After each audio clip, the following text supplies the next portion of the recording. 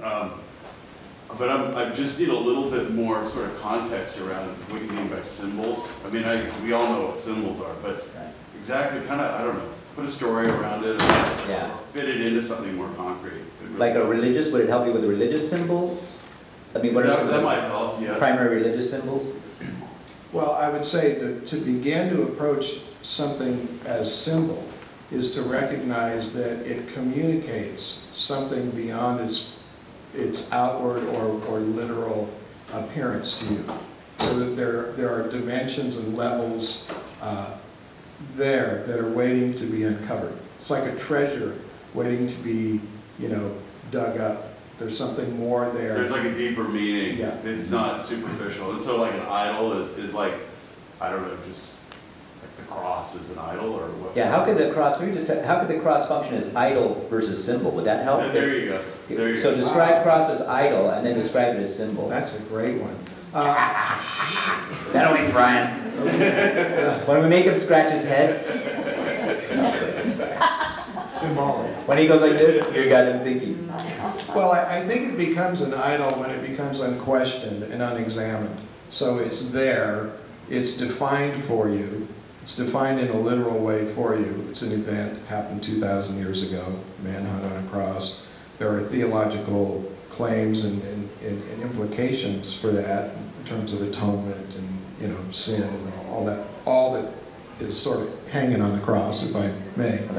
And then, that's sort of the level that we come to it as, and we don't really unpack it as a symbol. We don't press in and say, well, how is it speaking to me, or what other ways could it be speaking? Whenever we, let me back up.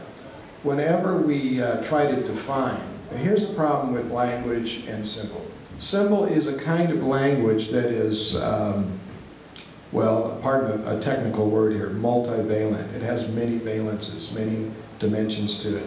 And every time we try to put language to it, in a sense, we limit it, right?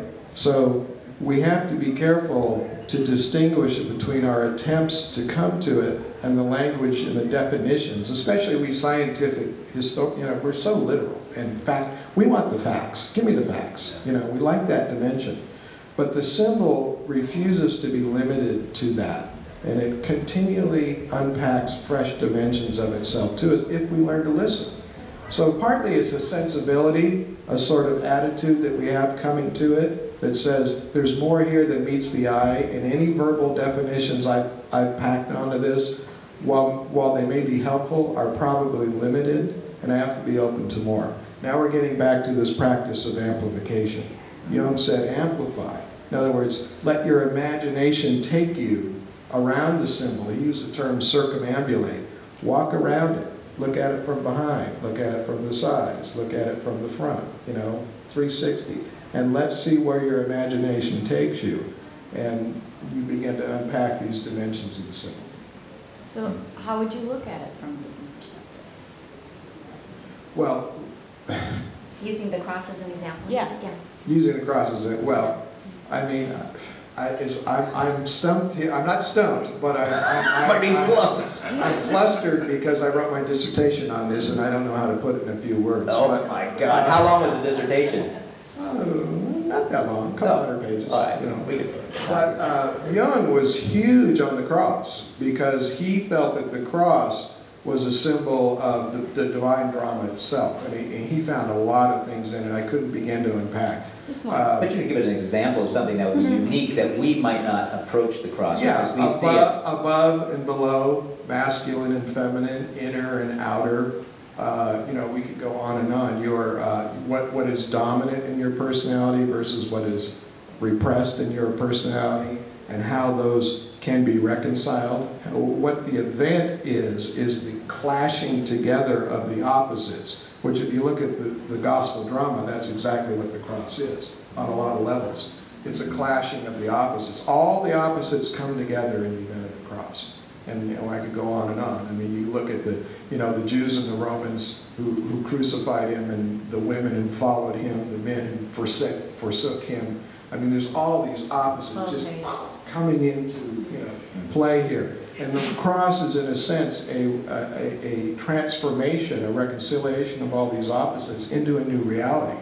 And that's what it is for us. We live a life that is in many ways conflicted. I mean, that's what it means to be human. It's just not all neat and packaged.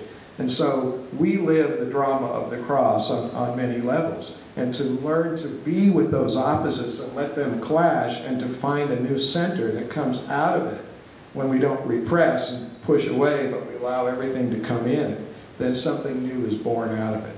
So now I'm kind of talking about a dynamism in the cross. There's a process that's symbolized in the cross that we don't always hear, because we're looking at it more from a sin and heaven and almost salvation. formulaic. Yeah, Yeah, theological, yeah. physical. But now I'm talking about it more, let's say, from below, psychologically. What is the cross psychologically?